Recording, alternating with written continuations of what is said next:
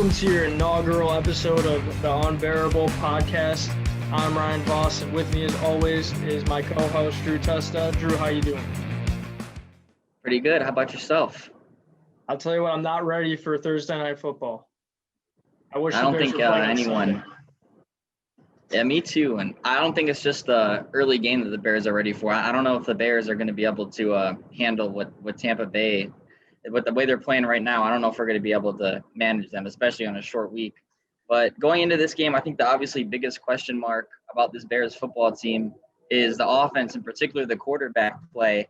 I mean, we thought Nick Foles would come in and maybe bring some life and invigorate this Bears offense, but you have fans begging for Trubisky to come back into the game, which is something that I never thought I would see, to be quite honest with you.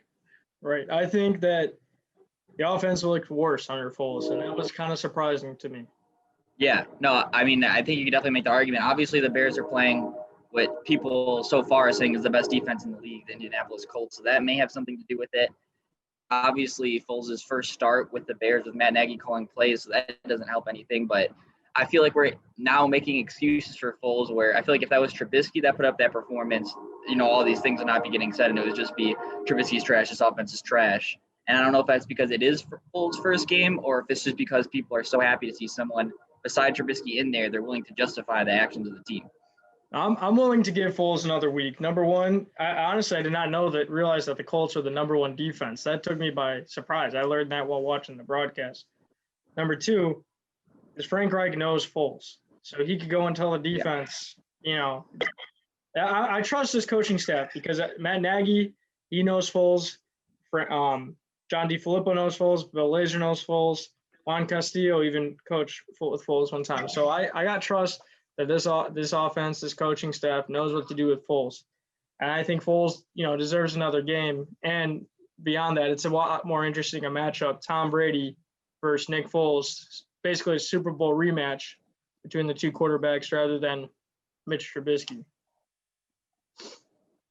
It's Super Bowl rematch with the quarterbacks, but obviously the team is different for both quarterbacks, so that's obviously a different matchup there as far as the Super Bowl rematch. But it definitely is the same two quarterbacks that met a couple of years ago. Yeah, thank you, Captain Obvious. Yeah, just wanted to point that out. I was going to ask you, at what point did you think Nagy was like, I'm done with Foles, I'm done with Mitch, I'm putting in Foles? I mean, there's a lot of obviously rumors going around about when that could have been. You could make the argument that Matt Nagy never wanted to use Mitch Trubisky. He wasn't there when the Bears picked Trubisky. You could definitely say he wasn't my guy. He's not the guy I wanted, and I'm gonna give him a shot. But if he doesn't do the things I need him to do, then I'm gonna have to do what I have to do to bring someone else in who can. But if you're looking at specifically just this season, and obviously I don't think it's a one-play decision. I don't think Matt Nagy is that irrational to make a decision that huge off one play. But in the Falcons game, that interception Mitch Trubisky threw, which I believe was his last pass before they took him out. Yeah. I could be wrong, but I believe it was. I mean, that was just a horrible decision, a horrible throw. So I think it was a lot of things. And then when you see that a quarterback make a decision that poor, throw that poor, something might just click in your head and say, oh, all right, this guy, he's had his chance, and we need to get him out of there. I think that's what definitely. I agree. At that point, Nagy just had enough. I mean, that secondary is full of scrubs, full of backups. They're losing bad, and then you're going to throw a pick like that when you're trying to lead a comeback. Like, it's just unacceptable. It's not a good look. Yeah. Nagy was just pissed off. He's like, let me just put in Foles because this guy is incompetent. Well, the Bears might be having a quarterback controversy, but on the other side in Tampa Bay, they sure aren't. And it looks like Tom Brady. He's finally heating up. He had a slow start to the season. His first play is basically a pick six. But now here he is. He threw 5 touchdowns last week. That scares me. I think they might be finding their groove, even with all their injuries on the offensive side. Yeah, I mean, obviously a lot of people wanted to throw shade at Tom Brady, but I think people were just had this idea that Tom Brady's on the Buccaneers, so instantly they're the best team in the world. And obviously you have to grow with your team. You have to mess with your team and your receivers. They didn't get a training camp or anything like that. So I think for people to think that Brady was going to go in there and throw 100 touchdowns as his first game in Tampa Bay was kind of unreasonable. And if you look back at that game against the Saints, I mean, it's not like the Saints blew them out. And the Saints, if you even call it a muff, I mean, they botched a kick return and the Saints got the ball. Obviously, Tom Brady threw a couple bad passes. And it's not like they were even completely out of that game. But you look at what Brady's done since then, and like you said, even with injuries, not having Godwin for a couple of weeks, who's obviously an elite offensive weapon, and he's looked great, and he's not only has he looked great, but he looks like he's getting better every single game, which is obviously scary for the Bears. Yeah, I think it's funny too that Tom, of course, finds Scotty Miller, another white guy, the incarnation of Julian Edelman. That's pretty funny. They'll be without. If you're white, you can catch the football. Tom Brady's gonna find you. That's all I gotta say. He's gonna force feed you the ball. Scotty Miller's doubtful. Mike Evans is doubtful. Chris Godwin. Doubtful. I know one of the two. Chris Godwin's been ruled out. Godwin's he's out. So is Leonard Fournette, I think. Leonard Fournette and Godwin's out 100%. OJ Howard. Yeah, well, he's out for the year. Yeah. He's messed up bad. He tore his Achilles. Yeah. So maybe Gronk. I mean, you think with it. Yeah, I hope not. But I mean, realistically, who else is he going to throw the ball to? I mean, Cameron Brate scored a touchdown last week, but I didn't even know that guy was still in the league. To be honest with you, I thought he had retired. Yeah, Cameron Brate. But I mean, some, good fantasy games for me a couple years ago. 2017, Cameron Brate was a good story. He's a legend. Yeah. No, but like the thing is though, sometimes if a team just meshes, and we saw it just a couple days ago with Green Bay against Atlanta, sometimes it just doesn't matter if you have a quarterback hot enough and play calling good enough. It seems like you could have anyone out there and they're going to go out there and make plays. Yeah, I still think that Tom Brady could put up 5 touchdowns on us tomorrow. And that really worries me because there's no way in hell we're throwing 5 touchdowns. We're not going to be able to keep up. I'd be surprised if we had 5 scoring drives. I want to share my screen. Tell me you can see this, okay? Okay. So here, can you see this? Yeah, I can see it. So if you look at the Bears, they've only have 85 points for, and they've allowed 81 against. That's fine. Well, the Buccaneers 120, but they have allowed a lot. I mean, that's the Bears are worse in that ratio, but they have allowed 92 points. So the defense, the Buccaneers defense is also another top defense, and they're really good against the run. But I don't know. They do allow points, but they put up 120. Well, I think someone who would, to play devil's advocate in this situation, would say, well, Tampa Bay has played the Saints and the Chargers and teams like that, and the Bears have played, the Giants and the Lions, and that may be why Tampa Bay has a lot more points. But obviously the 92 is quite concerning, but then again, it is the Bears offense, and they're not a very potent unit themselves. So I think Tampa Bay's defense, like you said, is pretty good. But one thing that you can beat them on, and I think the Chargers kind of exposed them, was the deep pass downfield. I think the Chargers had 2 passes of over 50 yards for touchdowns, and Foles does throw a very good deep ball. Yeah, that's what he loves. Yeah.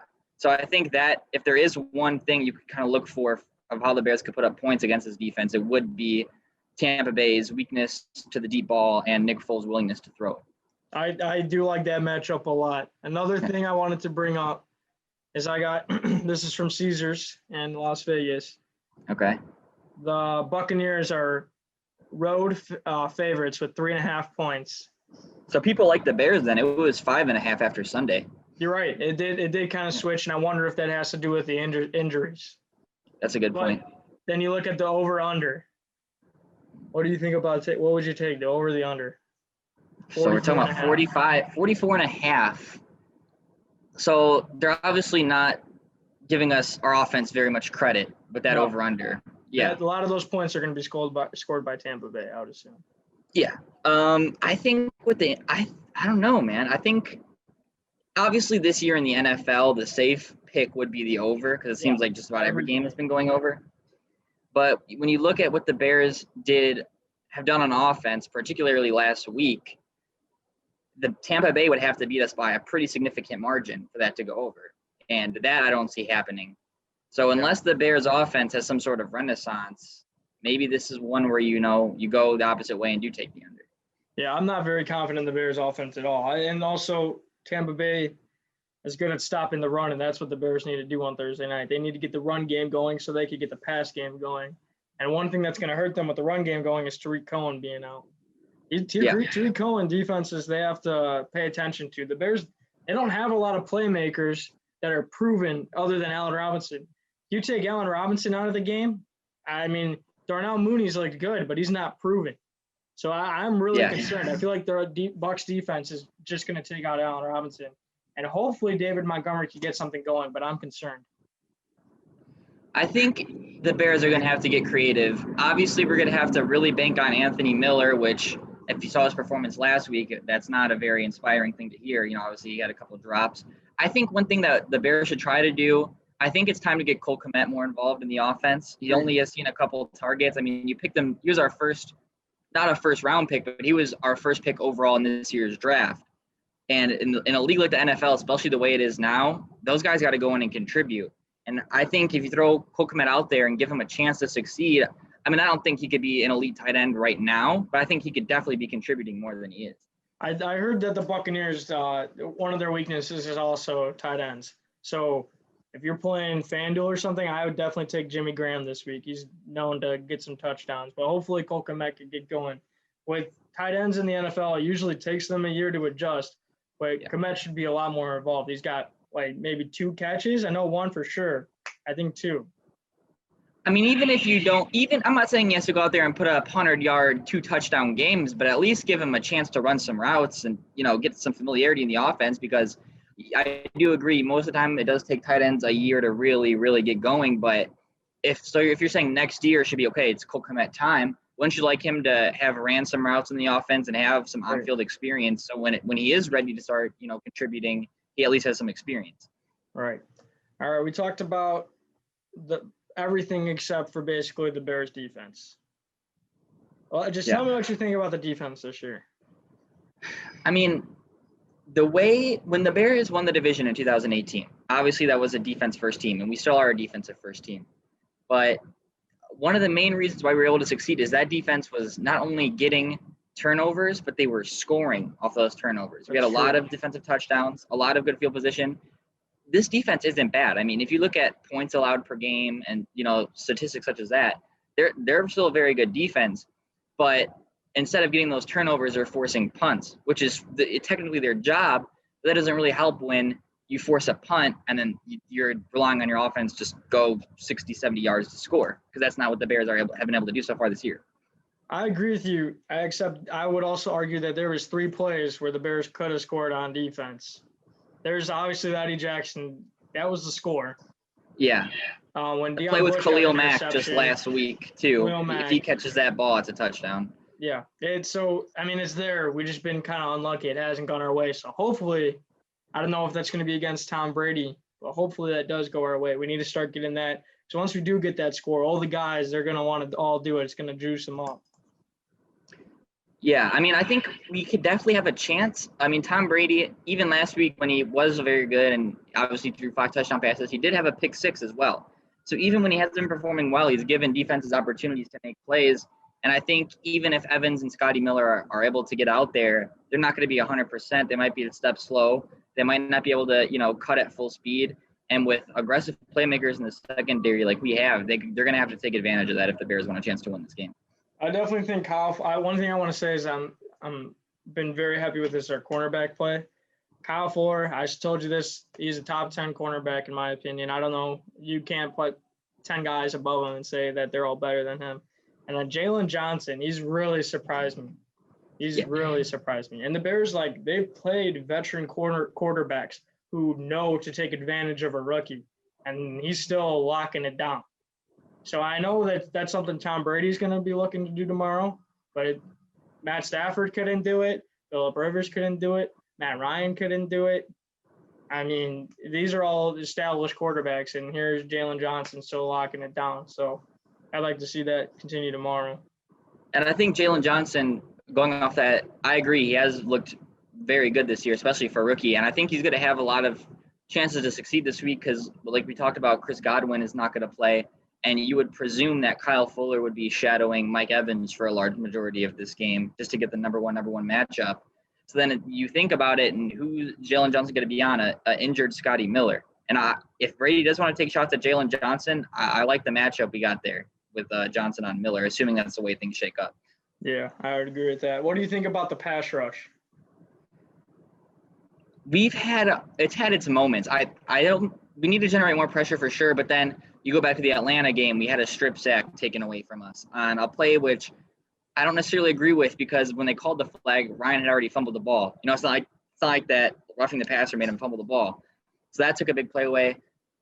The thing is with our pass rush is we should be generating pressure almost every single play. And I definitely think we could be, but I don't know if it's a fear thing or if he's just not very good at calling plays, but I feel like Pagano needs to send extra pressure more often, extra blitzers more often, and that would help out everyone. I want to say I think the best player in our front seven right now is Akeem Hicks, even above Cleo Mack. I've liked a lot what I've seen from Akeem Hicks. I like to see Bilal Nichols step up a little bit more. He was really good last season. I don't think I've seen quite enough of him. Mack, he's hurt every week, but I mean he's still making pressures and all that. And Robert Quinn, he burst onto the scene, and then I feel like he hasn't done much either if you're paying him that much. So I'd like to see the front seven get more pressures and the linebackers play better as well. A stat that's not recorded that Mack probably does lead the league in, though, is most times held and a flag not get thrown. I feel like if he's not the league leader in that, he's got to be up there. Yeah. It's honestly, I'm starting to think that like Goodell just told the refs, hey, don't call it because Mack is such a game wrecker. We wouldn't even be able to play a game because it's every single play. Yeah. He's being held. It's ridiculous. And they usually call it one time a game, and we didn't even get that last week. At least once a game, for sure. Yeah. All right. Do you want to get into predictions? Yeah, sure. I think the Bears can win this game if they play perfectly. If they're going to play their best football. This is obviously a very good team. A lot of people have the Buccaneers, not only as a playoff team, but a team that could potentially, make some noise in the playoffs. I think a lot of people have been talking about that. But if you're asking me what I think will happen, I think it'll be 27-20 Buccaneers. That would be my prediction. Okay. I like you that you think the Bears will at least put up 20 points. That would be a step in the right direction. But yeah. I think the Bears got to come out hot, and they got to keep it up all game. I'll know within the first 2 or 3 drives. I'll know if this game is just going to be out of reach for us then. I do see the Buccaneers winning. I hope not, but that's what I see. I like the Buccaneers. I like your prediction a lot, actually. I would have to say 17 Bears, 28 Buccaneers. Maybe 31. Maybe they get a field goal in there. I think that we're not going to be able to keep up with them, and that just kind of really makes me sad. So we'll end this on a negative note, it seems like. Yeah, not what the listeners probably want to hear. People picking the Bears to lose. But, I mean, we're going to be realistic here. If we're playing, the Lions or Jacksonville, we ended on a happy note. But that's not the case this week. All right, we'll watch tomorrow's game, and we'll probably talk after the game to get our live reaction. I'm Ryan Voss, and with me is Drew Tessa. Thanks for listening, guys. Yeah, catch you after the game.